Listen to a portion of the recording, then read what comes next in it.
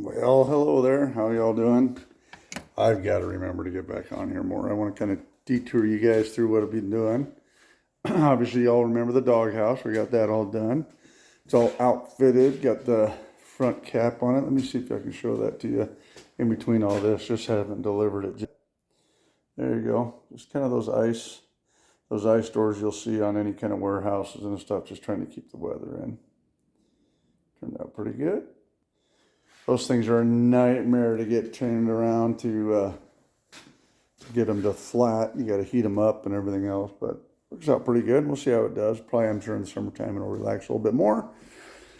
Anyway, how y'all been? Good to see you. So if you guys have any comments on the doghouse, don't forget, go ahead and present those to me. I appreciate it. Any comments, good, bad, indifferent, y'all let me know.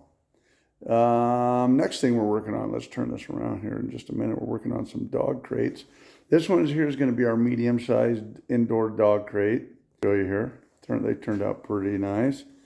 So these are kind of a newer style rebar I found. It's kind of a fiberglass resin composite type of rebar. So I've got some painted up over here on the floor. That's really my only question at this point is how well they're going to hold on to paint. It's kind of a plasticky feeling, but they're a lot lighter than your steel rebar. It'll be a lot easier to clean. They say I can just wipe them down with some alcohol, and I'm hoping that's all I will need to do with that. So we'll see how we look in there. Sorry about that. I got that all zoomed in. But I think maybe some mineral spirits or some alcohol or something just to wipe off the surface and see if some paint will stick to them. So far I did those with some mineral spirits. That's all I had, but we'll see how it works. Anyway, this here's the beginning of it.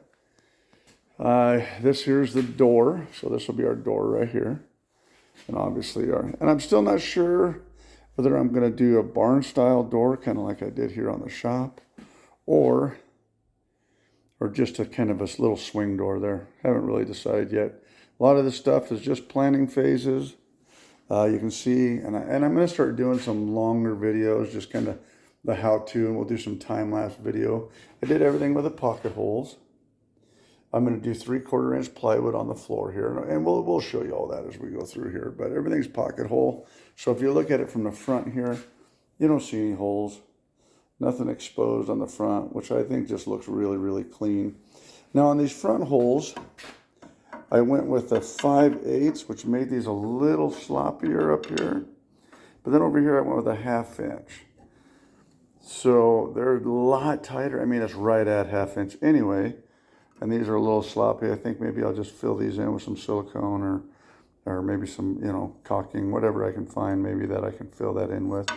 I think it'll be a lot easier to line them up when they're loose like this, but I think I like the tighter fit better. But, for our first one, I tapered these legs, as you can see. I tapered them all the way around, so it kind of gives that kind of floating appearance to the legs. But it brings the whole house up off the ground a little bit, and I think it gives it a little bit of air current below it. All of this, again, is it's all construction lumber, dimensional lumber. We're just doing your standard, build materials here. More of a farmhouse, kind of a rustic look. I did run everything through the table saw and the planer, so everything's all these 2x4s are all down to a 3-inch width. I cut off some of them, if you can see. I really like some of this stuff, though. I kind of like to showboat. I mean, every once in a while, pine or fir will show it some character, and this has got kind of some neat little character. I hope it stays together well. But anyway, you can see here where I cut off all the rounded edges on all the 2x4s, put them at a 3-inch dimension. Makes them a little bit easier. There's some things I could do different next time around. I'm going to, my pocket holes aren't exactly symmetrical, so I think if I go out 1 more inch width, on the side width here, that I can be a little bit spaced a little. I mean, everything's even there, but trying to get everything just perfect is kind of hard, as you can see. Like the center one, everything here is 2-inch, 2-inch, and then here's 1.5 and 1.5, just to get this all centered. But I think 3 inches would have been too wide for a small dog if they put in here, and they might just sneak right out through there. So I didn't want to do that. So try to leave it true to form. I'm going to do some, we're going to do some plugs here. We'll put some of these pocket hole plugs in here, glue them off, sand them down, and that way everything will get stained. It'll get a flat back on the back.